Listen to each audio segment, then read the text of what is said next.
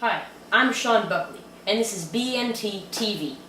Many of you probably don't know this, but today is Mohandas K. Gandhi's birthday.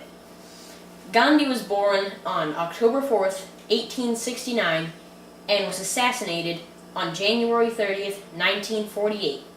In honor of Gandhi, I will be speaking to a special guest that knows quite a lot about the history of Gandhi. I will be talking to Gandhi's great, I really don't know how many greats there are, grandson. Let's all give a warm welcome to Douglas P. Gandhi. Thank you very much for being here. Oh, it's my pleasure.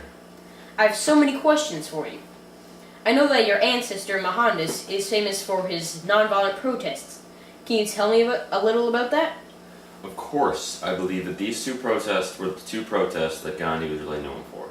The first protest I will talk about is the homespun movement. The homespun movement is when the British stole cotton from Indian farmers, made the cotton into British clothing, and then they tried to sell it back to the Indian farmers. Instead of buying these clothes, the Indians boycotted the cloth, which means not to buy it.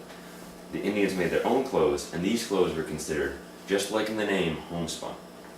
The next protest is the Salt March. The Salt March was when the price of the salt tax paid to England was very high for the Indians. The Indians boycotted the tax, and then Gandhi and several other followers walked 240 miles to the Indian Ocean to make their own salt. Gandhi and most of the followers were arrested for having this march and for selling the salt. I've also heard that he had some famous fasts in his life that, stood out. One fast I'd like to talk about is when there were several violent riots in Calcutta, India. Gandhi fasted to stop them.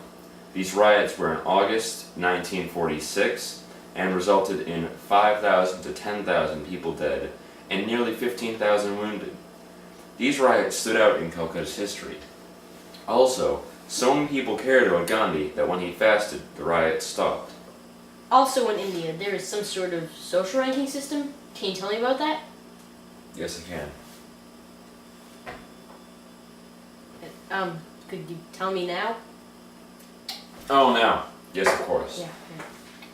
A social ranking system in India is called the caste system. The lowest ranking of people in the caste system are the untouchables. The untouchables are extremely poor people. The Hindus believe that if they touch the untouchables, or even came near them, they'd become as poor as the untouchables were. Gandhi fasted in 1932 to stop untouchability. Gandhi did not like how people treated untouchables. What did Gandhi do to make the Indian people believe that nonviolence is really overall better? Well, first of all, Gandhi made the people of India willing to be arrested for protesting and then not do anything about it. He made the people of India not fight back if they're being beaten, because that would be considered violent. And that is what Gandhi was against. Has Gandhi influenced any famous people? The two main people that he influenced were Nelson Mandela and Martin Luther King Jr. I'll start off with Nelson Mandela. Nelson Mandela was the president of South Africa. People said that he was the most influential leader of South Africa. Also, he created the sabotage campaigns against the military and the government to end the apartheid. After hiding from the government for 17 months, Mandela was caught and arrested. On February 11, 1990, Nelson Mandela was released from Victor Verster prison in Paarl, South Africa. Nelson Mandela believed that non-violence because of Gandhi's influence. Fascinating. That's quite. Okay, on to Martin Luther King Jr. Martin Luther King Jr. wanted to stop discrimination between black people and the segregation of black and white people. White people used to treat black people terribly. Martin Luther King Jr.'s speech on August 23, 1963 had a very large impact on this. Between 1500s to the 1800s, black people were first to work as slaves for white people, and they weren't paid, and they were treated cruelly. It's terrible. Was Martin Luther King Jr. ever treated badly in his life? Well, I mean, he probably was, but do you have any examples of it? Yes, actually I do. As a kid, Martin Luther King Jr. was told that he couldn't play with his white friend anymore. That must have gotten him pretty angry. Yes, probably. On public buses, white people got to sit in the front, and black people had to sit in the back. Also, in December 1955, black people in Montgomery refused to ride the buses. They either drove their own cars or they walked. They did this to protest the rule that was made they said they had to sit in the back of the buses. Also, the other day, I was fooling around on my computer and I read that Barack Obama had a picture of Gandhi in his office to remind him that real results will not just come from Washington, they come from the people.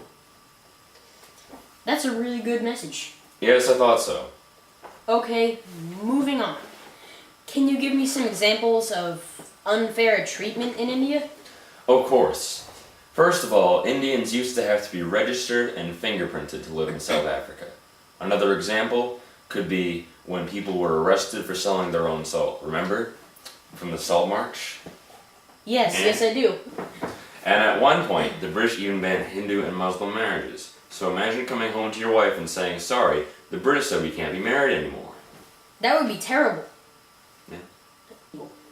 In general, the British believed that they were more intelligent, more courageous, and overall more superior. They thought this because they descended from a Greek and Roman civilization. Also, the Indians had to wait while English men who had come in after them were served first in restaurants. And just like white people and black people did in the late 1800s, Indian and British people were seated separately most everywhere. Also, Indians weren't even allowed to socialize with English people. At one point, the Viceroy appointed a council with about 8 to 12 Indian members.